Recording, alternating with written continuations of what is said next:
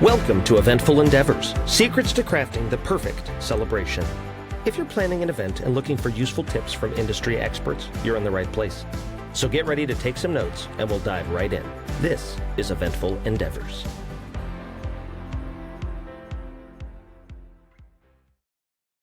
Okay, hey everybody, we're here talking with Ann Francis of Cheri Couture Events out of Lubbock, Texas. How's it going, Ann?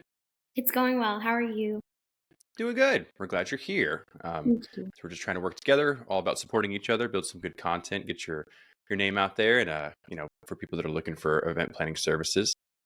Awesome. So you guys are really kind of a one-stop shop for all things kind of wedding and event related. So tell me about yourself and about your business. So my name is Anne. I grew up in Egypt. I came to the U.S. For school.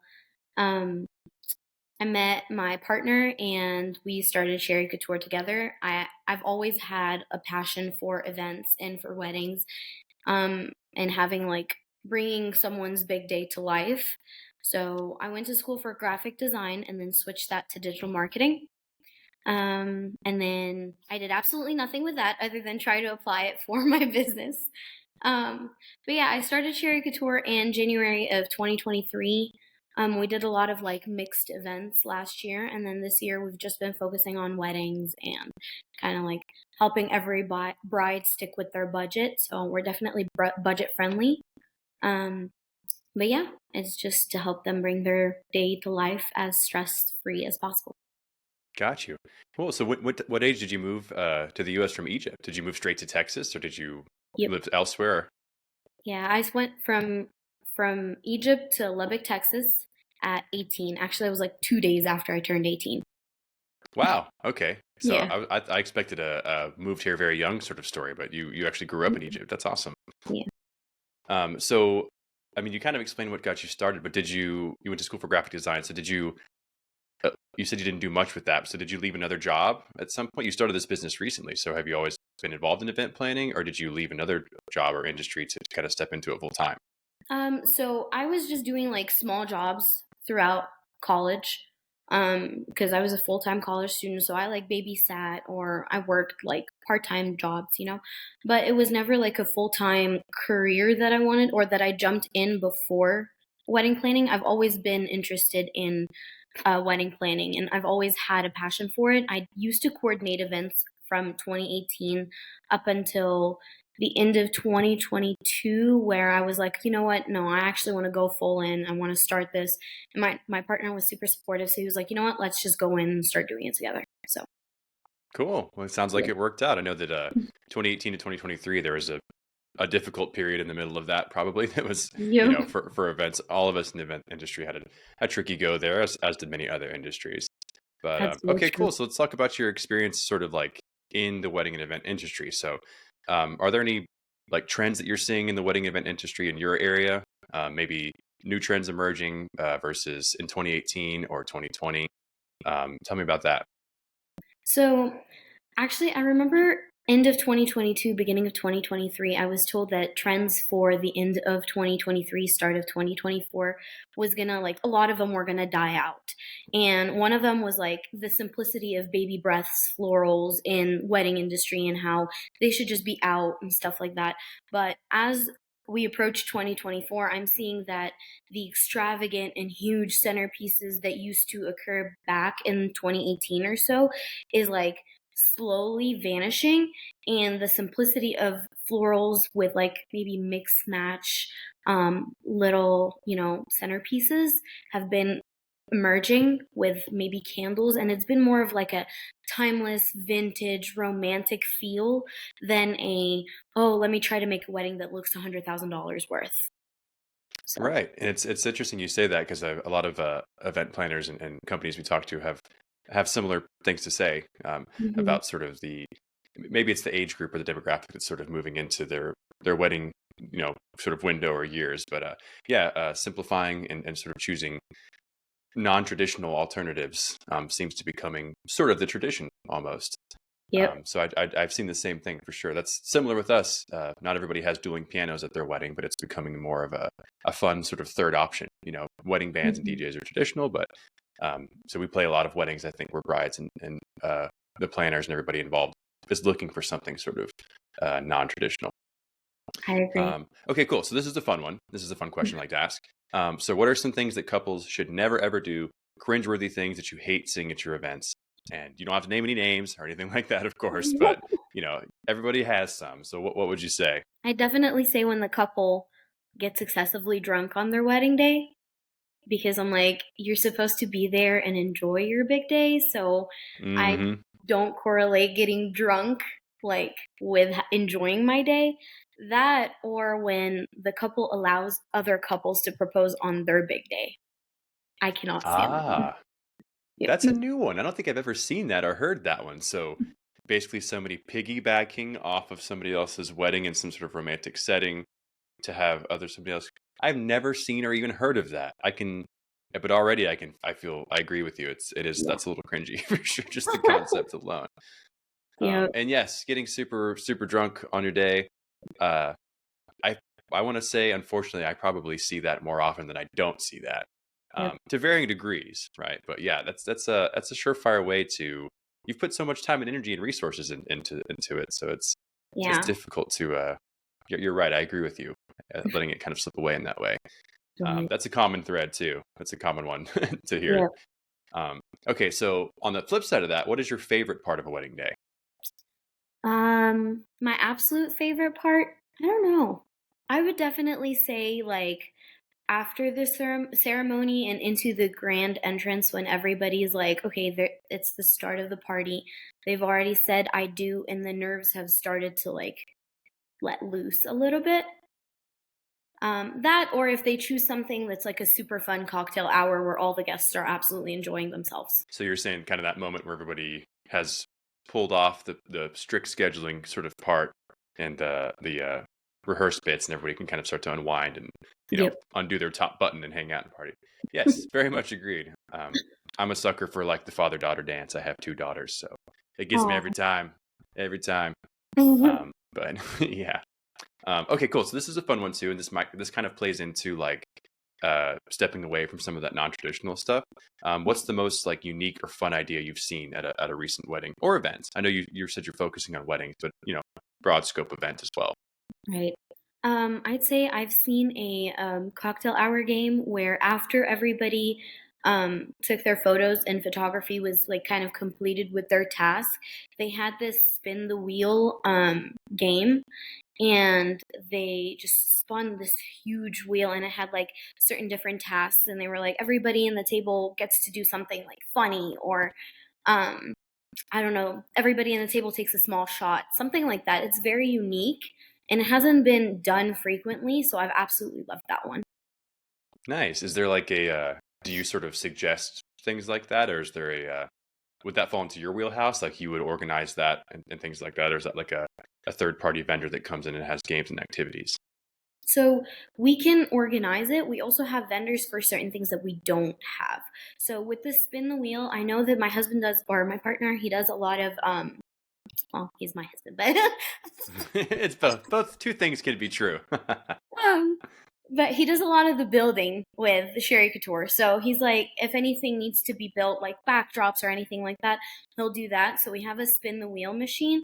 But for example, I can't think of it off of the top of my head, but there's this game where it's like a board on the floor and it's like a little bean bag and you throw it in the hole from the Is it? opposite side. Oh, cornhole. Yes, Cornhole. cornhole.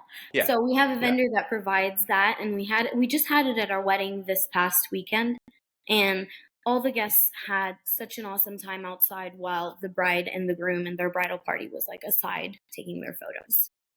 Yeah, So cornhole is a big thing in Texas. If any of our other part of the country counterparts may not know what that is, but you can go look it up. If I try to explain it, I've tried before. It sounds so simple, like you just throw a beanbag in a hole. It's like yep, kind of what you just described. But it's super fun and it's super popular around here. So yeah. okay, cool. So tell us a little bit about what makes your service unique. I know you kind of explained some of the stuff you shared with me before the session, but what is it about your service that is unique or sort of special?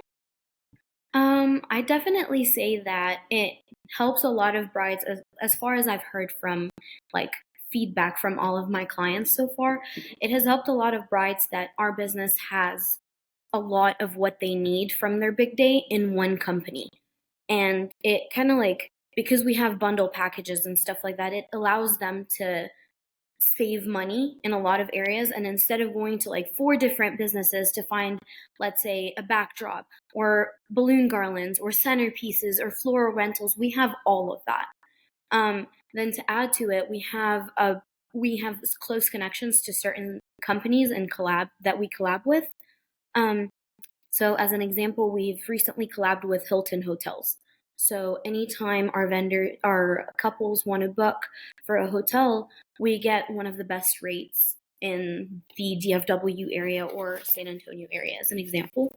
Um, and it allows the bride and groom to get, however rooms blocked, or if it's just for them after the wedding, that also has a special rate. So it helps them a lot. And plus our coordinating and our planning business. Yeah, that was what I saw or gleaned that was unique for you guys is you're very much a one-stop shop, which is a very powerful tool for brides and grooms if they have no idea what they're doing, they're trying to string things together, and the more, as I'm sure you know, the more hands sort of in the pot, the more things you have to juggle. So that's a powerful tool for sure. Great. So you said you had your degree in graphic design. You moved here from Egypt at 18, and is your husband full on into the company and event planning as well? Is he full time as well? So yes and no. Yes, in terms of every event that we've had, he's like my right hand man. We have 2 coordinating teams, and then we have like team members that are like if we need extra hands on board or photographer and videographer type. But he does it outside of work, and he works as a digital marketer, so he also helps with all of the marketing for CC. Ah, And yeah, and but other than that, yeah, I would say he's definitely fully in because he creates his schedule around Cheri sure. Couture, if that makes sense. Yeah, sure. So having 2 different coordination teams and different staff members and a sort of a whole collection of people working as a team. I imagine when you started in 2018, you were not quite at that level just yet. No. When I started in So 2018, it was just me helping and assisting other weddings. right. So if you had any advice to give to somebody at that level that wants to start their own company, maybe they just started, maybe they are doing it on the side and they want to commit full time, kind of like or you did or you're talking about, but they have reservations. What advice would you give either to that person or maybe you 2018 version of you or 2017 version of you? What advice would you give? Um, I would definitely I've heard a lot of small businesses that have been wanting to start within wedding planning and event planning, and they've always been like putting themselves kind of like on hold, like they were too scared because they felt like the commitment of being responsible of another couple's big day is like a big load. So my recommendation would be definitely shadow as many wedding planners as you can. Be their right hand man or right hand woman. Be there, watch, take notes. If you want to sit with them separately, like excluding a big day, and kind of like ask as many questions as you need. I would definitely 100% recommend that. I mean, other than that, I would say just jump in, start small, build inventory if you want to. You're not obligated to if you don't want to. I've seen a lot of wedding businesses that don't want to do decor or wedding like rentals. That's totally fine, and it's still a very successful business, whether you choose to or not. So I think that would be my number one advice. Nice. Yeah, sometimes it's one of those things that, as with many things, it seems like it would be impossible, or you can't just commit to something like that or step away. I spoke to somebody last week that was she quit her job as a full-time nurse to just go in on event planning, which is, we talked about similar things. That it seems like it's impossible to step into something like that. That there's got to be a catch, and it's hard work for sure. But if you go about it kind of like you're talking about, it's absolutely possible. Right. Okay, cool. So let's get into some of the logistical details of your business for anybody that might be listening. So tell me about your availability and flexibility. So how's your current availability? How far in advance do you book? How far in advance are you booked? So, to use this exact period as an example, surprisingly, I'm pretty slow May and June. Yeah, May and June, which I was told by multiple wedding planners that they're very, very booked during this time. So I thought it was Hmm, super weird. But we've already started booking into 2025 because the March and April season is very much like very busy with Cheri Couture and weddings. Um, in terms of flexibility, we're very flexible. We'll always try to work with the clients that we have because our goal is to help them out as much as possible. So if we're not booked, we have, if we are booked, we have a second team that can help out, and they can go and coordinate. So we are maxed out to two weddings per date, if that makes sense. got you. Yeah. That totally makes sense. Yeah, the Texas heat plays a big role in some of those the wedding times and the peak seasons for sure. So, Yeah. I know what you're talking about. Okay, how about pricing and payment? So, how do your deposits work? How does your cancellation policy work? Whether it's typical of the industry or if you have your own special sort of structure. Um, so our deposit works as you book your date, you put a 25% deposit that goes towards your total, and we offer payment plans. So they can make up to 4 payments, just as long as the whatever leftover balance is paid off about 2 weeks before the big day. Um, and as far as cancellation policies, our deposits are non-refundable just to book their date and start planning, whether it's talking to vendors, whether it's starting to create a vendor contact form in terms of our day of coordination packages. So we definitely start working right as they book with us. So our deposits are non-refundable.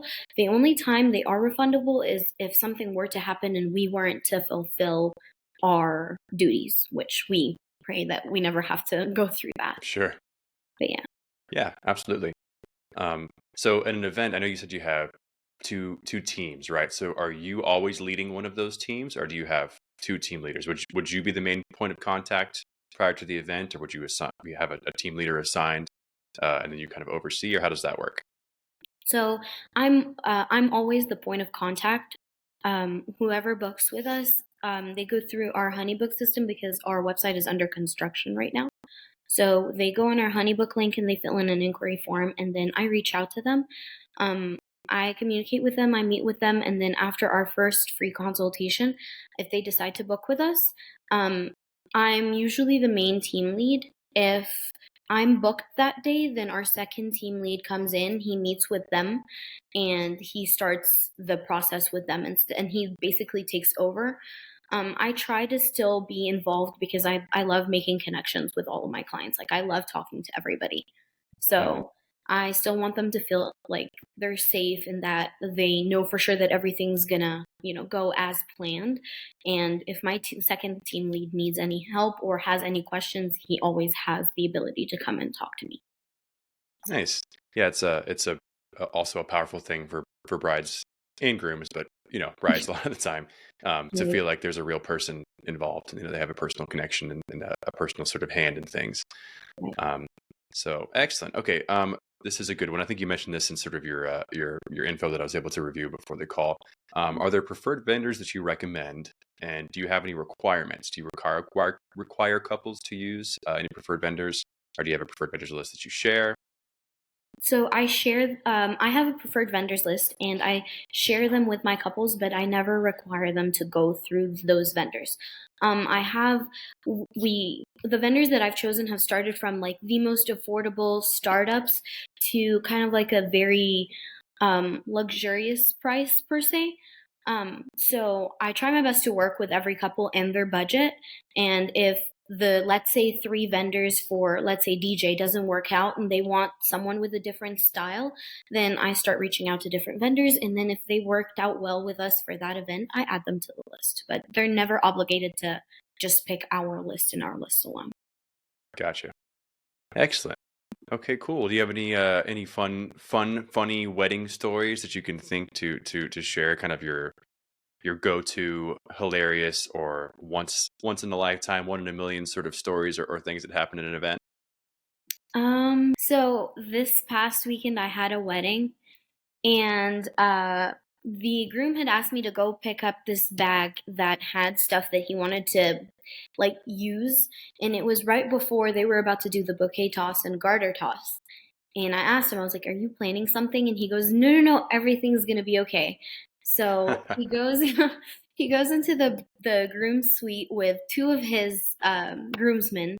He comes out and the music is starting to play, and he's about to get on the dance floor for the garter toss. And he's wearing this donkey costume that looks very similar to the one in Toy Story. And and his two men had a blonde wig on and a shirt that said "He's mine." And so every time he would run to his bride to start with the garter toss, they would like pull him back, and he was like, "He's mine." And the bride was like laughing, and it made it a lot less awkward to the audience because usually garter tosses are very awkward. So I absolutely loved that one. Wow. And you had no idea? They didn't share that information with you at all? They just said, go Not grab at this all. mystery bag and it'll all be fine. Yep. I wonder if that was intentional. I wonder if they chose not to share that with you.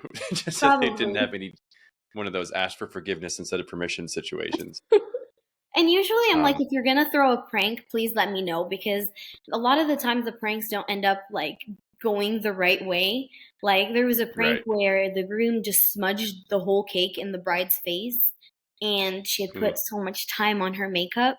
So I was yeah. like, let's not do that. So I always prefer to know what the prank is, just to know, like, to have an outside perspective that if it's gonna mess anything up, we can, you know, take care of it. Right. But Yeah. that was definitely a forgiving one. Yeah. That's not so bad. I had a one recently where we were told to stop playing because something was happening. We didn't know what. And then the entire like groom and bride party had gone into the back and changed into like Yoshi costumes, like Yoshi from Mario. Like, Yeah. so as we're just sitting there playing and just doing our normal thing, everyone's having fun, and we're told to stop. We thought something was wrong. And then like 12 Yoshis just come out and they start playing. I think it was Gangnam Style or something equally, Oh you my. know, aggressive. And they're just like, for like 10 minutes, and we're just looking at each other like, okay, this is what's happening here. All right. But okay, cool. Well, it's been awesome talking to you. You can find all Anne's information, her social media event for Cheri Couture, and her Instagram at CC Events Designs. Facebook is Cheri Couture Events. TikTok is at Cheri Couture. But we'll share all that and all the links and all the business information will be listed with the episode. Anything else you want to add, Anne, before we kind of sign off here? Actually, I watched one of your videos of you playing the piano, and you reminded me so much of my dad. Not Oh, age-wise, but the way you play and your enthusiasm with the piano. Because my dad and my mom, they're both music teachers, so I thought it was oh, really cool when wow. I watched that. Yeah. Yeah, well, thank you. I teach a little bit as well, but mostly doing events and performing and stuff like that. But that's cool. I love that personal touch. Thank you. I'm glad we had that little moment.